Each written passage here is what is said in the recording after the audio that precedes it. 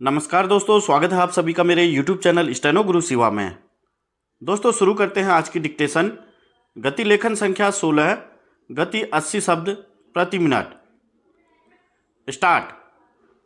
सड़क सुरक्षा को लेकर आयोजित होने जा रहे राज्यों के परिवहन मंत्रियों के सम्मेलन में केवल सड़क सुरक्षा को लेकर व्यापक विचार विमर्श ही नहीं होना चाहिए, बल्कि उन उपायों पर अमल की कोई ठोस रूपरेखा भी बननी चाहिए जो मार्ग दुर्घटनाओं को कम करने में सहायक बन सकें।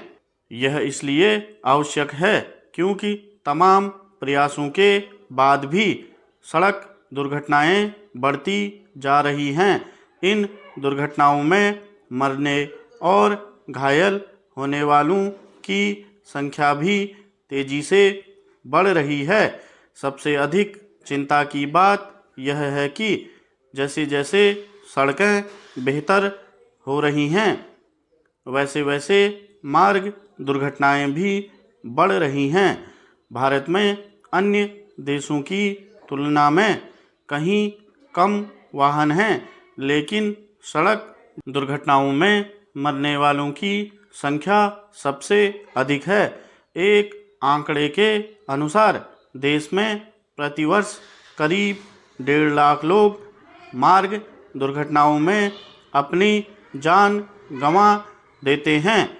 इसके अतिरिक्त बड़ी संख्या में लोग अपंग हो जाते हैं।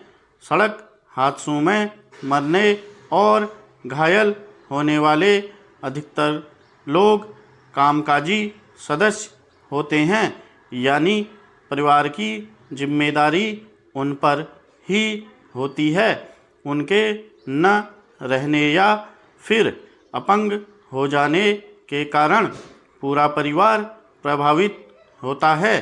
कई बार तो वह गरीबी रेखा से नीचे चला जाता है। स्पष्ट है कि सड़क दुर्घटनाओं में मरने वालों के चलते परिवार विशेष को होने वाली क्षति सामाजिक क्षति का भी कारण बनती है। 2 वर्ष पहले विश्व बैंक की एक रिपोर्ट ने यह बताया था कि भारत में सड़क दुर्घटनाओं के चलते सकल घरेलू उत्पाद यानी जीडीपी के 3.14% के बराबर का नुकसान होता है। यह एक बड़ी क्षति है। बेहतर हो कि केंद्र और राज्य सरकारें यह समझें कि सड़कों पर होने वाले जानलेवा हादसे राष्ट्र को आर्थिक सामाजिक रूप से कमज़ोर करने का काम कर रहे हैं। इन हादसों पर केवल चिंता जताने से काम चलने वाला नहीं है।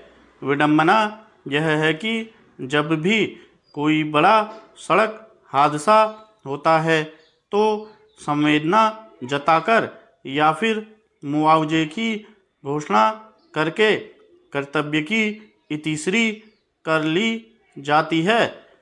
उन कारणों का निवारण मुश्किल से ही होता है जिनके चलते हादसे होते हैं।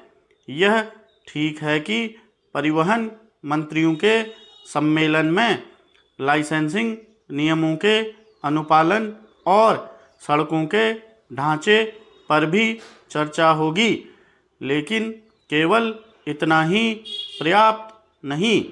यह सुनिश्चित करने की आवश्यकता है कि सड़कों के दोषपूर्ण डिजाइन से मुक्ति मिले, क्योंकि अनेक हादसे सड़कों की खराब इंजीनियरिंग के कारण होते हैं। इन कारणों का निवारण संभव है यदि नियम कानूनों का पालन सख्ती के साथ किया जाए। स्टॉप।